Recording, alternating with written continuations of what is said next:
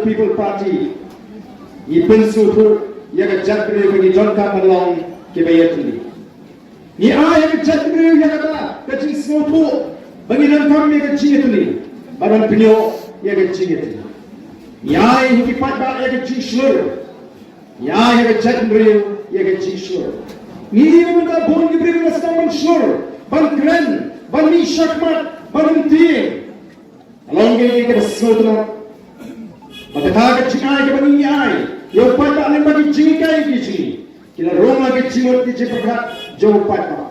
Ni ay ho, kagad chat riyo, bagin tip, kila ka jo kahap, kabaningin yo, kung ginang siyong. Ni ay ho kagad chat riyo, bagin tip, kila kamaram, kajong kita kinawalam, nanigin ang ikmat pata. Ni ay, haga jatri yang jikai kita kota.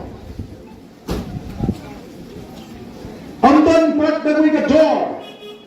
Kabalaman pinil kat dengan ke jikai ka crowd. Kajong ka Voice of the People Party yang jatri haga ni ke jikai linti. Ni boy biang haga ni ke jakayo hong ipo rambalai. Namangi smutu bakum tinawalam. Idon tang ke jikai banikai ki patpa.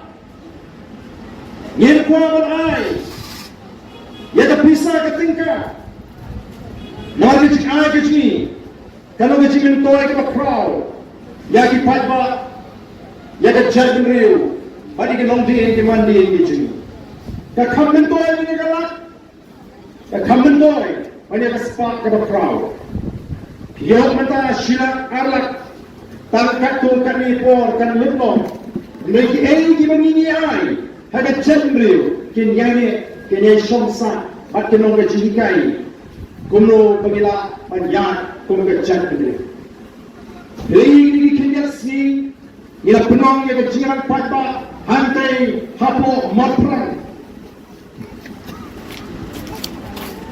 balpen snow ki patba ya kita ki prat ni ki mat ki bangin rai bangin ki haru bangin penfau ega sorga bagadai ban juma patan pendat yagi ki pratli ki mat andai la penbanai ki pratli ki mat kalami sagaji kerpat lagi babon ki pat aikon kren biria yang ni minister berdebat ya ke puri ke putih ulangnya naman pa yang akan kita sila si mga kren apa umat kren nga deng nga yikmat yung baka parang wala kasi menta tagawan kasi na lang tutong namdan kam na yikmat yung adeng nga bali wala na kuno oh parang nga nga lalo ito nga yikmat yung bauni ibha kuno yung taga hukum jong ka Supreme Court ngate nganun paaweng hi nganun paalawi ito kayo mat kabali ni baala kemen yo imla yo